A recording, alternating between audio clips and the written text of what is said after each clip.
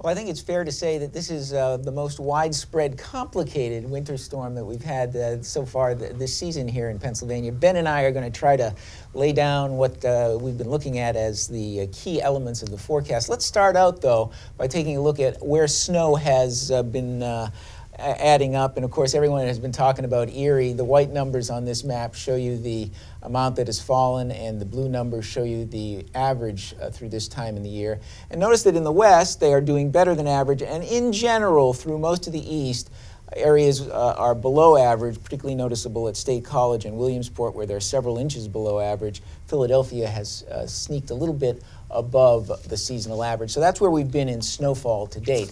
But now we have this storm, Ben. Yeah, and it's interesting that the areas that were that are not doing so well this season are actually going to be the ones that do better with this storm. So I think this will work to level the playing field a little bit. And in fact, the setup that we have is a classic one that meteorologists like to refer to as overrunning. And we have a bit of an explainer here to sort of set that up. So this isn't exactly an example, so to speak, of the exact layout of this particular storm system, but the ingredients: you have an area of low pressure developing over the southern U.S., and that high pressure over New England that we talked about that supplied some fresh cold air at the low levels across the eastern and northeastern part of the United States. And when you get a situation like this, that warm, moist air from the south will tend to ride up and over this cold air at the surface of the Earth. That's what's called overrunning or isentropic lift.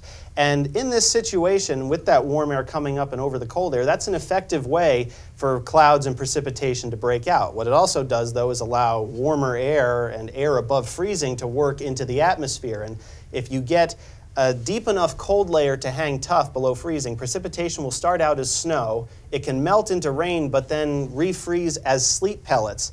If that area of cold air, though, is shallower, if that warmer air begins to win out more, those snowflakes can melt into raindrops and then not have an opportunity to refreeze, but then freeze on contact. That's the scenario where you get that freezing rain, and that is part of the precipitation type struggle that we are going to be dealing with in the state tomorrow, figuring out who exactly gets more sleet, who gets more freezing rain. And that's always a tough problem. And in fact, we wanted to show you some of the actual computer models that we've been looking at all day. And this is one of them. This actually is the European model, and these white lines that you see here, or these white flow lines, are the surface wind flow, so that you can see the winds from the northeast in here and coming in from the east, and that's pouring this cool air down from that high pressure that Ben was talking about. Now, of course, as you know, upper level conditions are important when we're trying to figure this out. You're now looking at the wind flow at 5,000 feet above the surface of the Earth. The yellow arrows represent where the air is warm enough at 5,000 feet to essentially start that process of melting those snowflakes into raindrops, according to this model. Where you see the blue arrows, temperatures are still sufficiently cold, and at the surface of the Earth, those colored areas in blue along the map here that you see are areas below freezing. So let's go ahead and take a look at later in the morning. By 10 a.m., it really does look like an area of low pressure has moved, looking at the surface arrows, into southwestern Pennsylvania. And then if we look at the upper level arrows, we're starting to surge the milder air aloft into west central PA and certainly into eastern PA as well.